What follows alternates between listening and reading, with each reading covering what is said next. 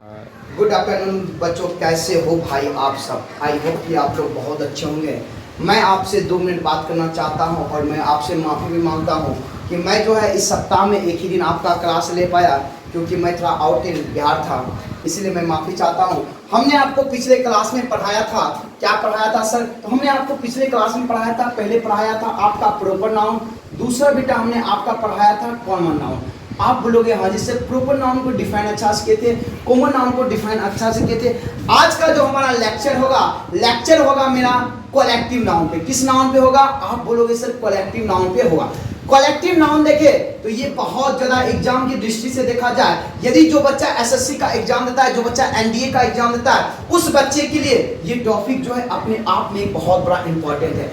बिना कुछ देरी के अपने चैप्टर पे आते हैं। आपका होता है कलेक्टिव नाउन। कलेक्टिव नाउन का हिंदी होता है समूहवाचक संज्ञा। सर समूह क्या होता है? तो कलेक्टिव नाउन कहता है कि a noun the refers collection is called collective noun. यानी कहने का सिद्धांत हुआ कि वह नाउन जो ग्रुप को शो करता हो। किसको शो करता हो? ग्रुप को शो करता हो। जैसे हम बोलेंगे टीम ऑफ प्लेयर, मतलब खिलाड़ियों का समूह। बता भाई मेरे, जब तुम खिलाड़ी के पास जाते हो या क्रिकेटर खिलाड़ी के पास जाते हो, क्या उसके खिलाड़ी के टीम में उसके अलावा कोई क्या मछुआरा रहता है या क्या कुछ और व्यक्ति रहता है? नहीं। जब तुम टीम ऑफ प्लेयर की बात करोगे, उसके पास जो आपका प्लेयर होगा वो कैसा प्लेयर होगा? तो भाई मेरे समूहवाचक का प्लेयर, यानी कलेक्टिव नाउन का प्लेयर रहेगा। कैसे? क्योंकि खिलाड़ी जो होगा भाई, वहां टीम सिर्फ खिलाड़ी का ही होगा, ना कि लफंगा लौकिक टीम होगी। इसका मतलब है कि कलेक्टिव नाउन वह नाउन है जिससे किसी समूह का बोध होता हो। किससे बोध होता हो? समूह का बोध होता हो, वही आपका क्या कहलाएगा? कलेक्टिव नाउन कहलाएगा। जैसे सर, जैसे आप टीम ले लो या फिर क्लास ले लो, क्लास भी आपका क्या हो जाएगा? आप बोलोगे सर कलेक्टिव नाउन हो जाएगा। जैसे मूव ले लो, मूव मतलब क्या होता है? भीड़ होता है, वो सब आपका क्या हो जाएगा? कलेक्टिव नाउन हो जाएगा। अब सवाल ये उठता है कि सर कलेक्टिव नाउन क्वेश्चन कैसे पूछता है? एग्जाम जो आपका एसएससी या एनडीए जो क्वेश्चन पूछ रहा है वो किस दृष्टि से पूछ रहा है? तो हमने बेटा यहाँ 5 क्वेश्चन लिखा।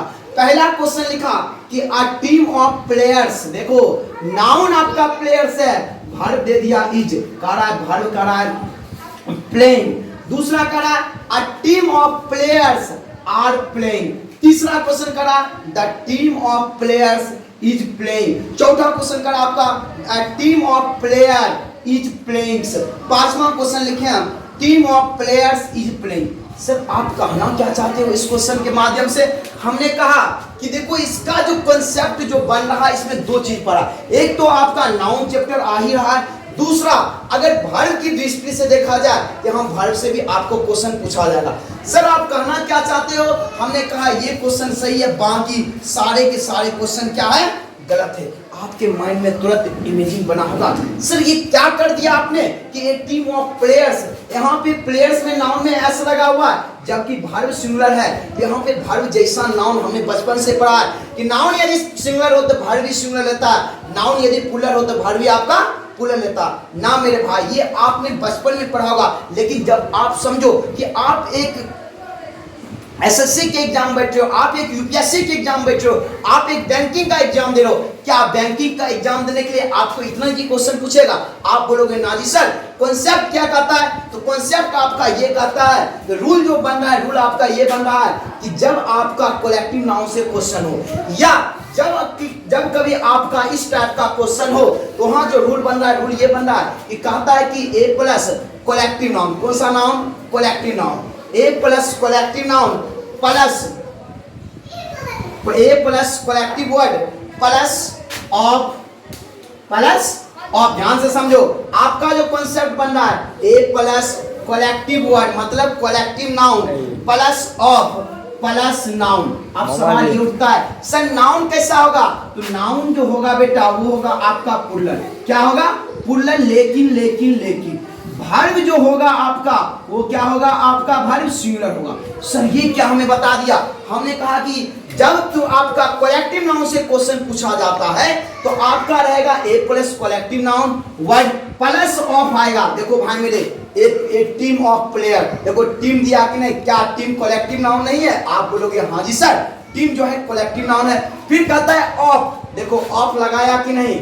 फिर कहता है नाउन कैसा होना चाहिए, पुलर होना चाहिए। देखो नाउन में एस लगाया, क्या नाउन पुलर नहीं है? आप बोलोगे हाँ जी सर, लेकिन लेकिन लेकिन कह रहा है वर्ब होना चाहिए आपका सिंगुलर। देखो वर्ब सिंगुलर दिया कि नहीं? आप बोलोगे हाँ जी सर। यहां तक हमें आपकी बात में समझ में आ गया। अब देखिए दूसरा क्वेश्चन आपका कैसे दिया, ए टीम ऑफ, यहां तक तो सही है। नाउन देखो पुलर दिया है, लेकिन वर्ब देखो भाई साहब क्या दे दिया है, पुलर दे दिया। हमने कहा कि जब आपका एक कलेक्टिव नाउन और ऑफ से जुड़ा हो, नाउन पुलर होता है, लेकिन वर्ब क्या होगा? आप बोलोगे सर सिंगुलर हो जाएगा, इसीलिए यह क्वेश्चन क्या हुआ, गलत हो गया। आप कहोगे सर यहाँ पे टीम ऑफ प्लेयर पुलर है, वर्ब सिंगुलर है, तो फिर ये गलत क्यों हुआ? हमने कहा जब आपका कलेक्टिव नाउन होगा तो कलेक्टिव नाउन के पहले नॉर्मली यानी 90% दा का प्रयोग नहीं होता। किसका प्रयोग नहीं होता है? दा का। देखो आपको दाम लगा दिया है, ये क्वेश्चन क्या हो गया, गलत हो गया। अब सवाल ये उठता है सर ये क्यों गलत हो गया? देखो टीम ऑफ दिया, प्लेयर क्या दिया, नाउन कैसा आना चाहिए? आप बोलोगे सर पुलर आना चाहिए, लेकिन नाउन यहाँ पे कैसा दिया, सिंगुलर दिया, इसीलिए यह क्वेश्चन क्या हुआ, गलत हो गया। और लास्ट में तो कुछ नहीं दिया, ये अपने आप में क्या लग रहा है, एरर लग रहा है। यानी अभी आपने जो हमें देखो वेरी वेरी इंपॉर्टेंट कॉन्सेप्ट, ये आपको कहीं बुक में नहीं देगा, शायद ही कोई मास्टर आपको ये पढ़ाएगा, लेकिन हम आपको एकदम फ्री में पढ़ा रहे हैं, वो भी एक कॉन्सेप्ट के साथ। तो आपका जो कॉन्सेप्ट बन रहा है, कॉन्सेप्ट ये बन रहा है कि एक प्लस कलेक्टिव नाउन या कलेक्टिव वर्ड प्लस ऑफ, लेकिन नाउन पुलर होगा, वर्ब कैसा होगा? आप बोलोगे सर वर्ब मेरा सिंगुलर होगा। आप बोलोगे सर यहां तक हमें आपकी बात पूर्णतः समझ में आ गई। क्या मेरी बात आप यहां तक समझ पाए? आप बोलोगे हाँ जी सर, यहां तक हमें आपकी बात पूर्णतः समझ में आ गई।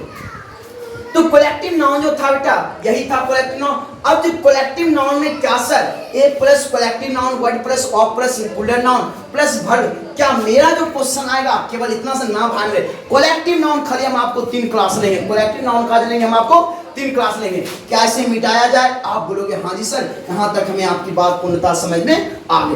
अब देखो कलेक्टिव नाउन से याद आया, तो कलेक्टिव नाउन आपने अच्छी तरीका से समझ लिया, 2-4 हमने क्वेश्चन भी आपको समझाया, कॉन्सेप्ट भी दिया। आप बोलोगे हाँ जी सर, यहां तक हमें आपकी बात पूर्णतः समझ में आ गई। अब ध्यान से कहता है कि कलेक्टिव नाउन सर होता है क्या?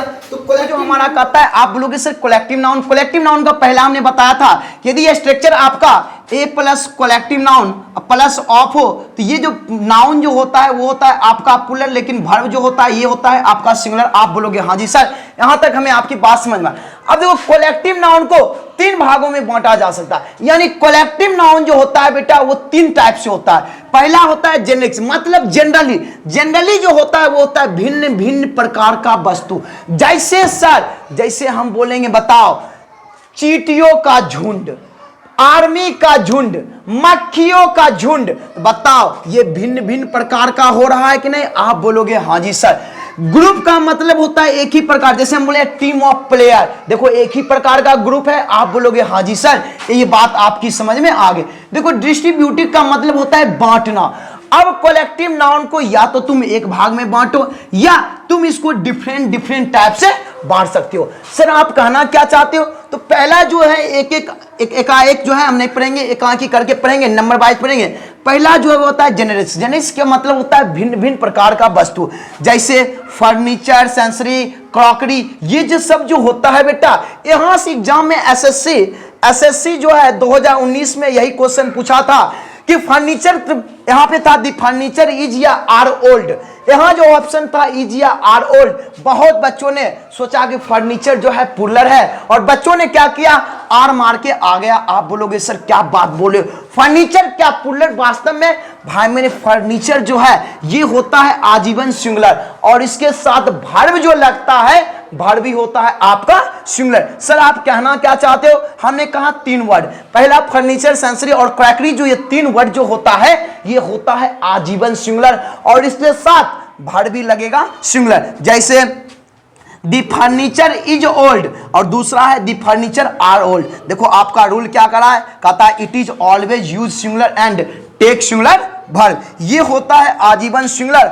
और इसके साथ वर्ब भी लगता है सिंगुलर। तो बताओ यहाँ पे फर्नीचर क्या हो जाएगा, सिंगुलर, तो वर्ब क्या लगेगा? आप बोलोगे सर फर्नीचर यदि सिंगुलर है तो वर्ब भी क्या आना चाहिए, सिंगुलर, क्योंकि जैसा सब्जेक्ट वैसा वर्ब। तो देखो फर्नीचर आपका सिंगुलर है तो वर्ब भी क्या लगेगा? आप बोलोगे सर सिंगुलर हो जाएगा। यहाँ देखो आर लगा दिया, आप बोलोगे सर आर लगा दिया तो ये सेंटेंस अपने आप में क्या हो गया, गलत हो गया। आप बोलोगे हाँ जी सर, ये बात हमें आपकी समझ में आ गई।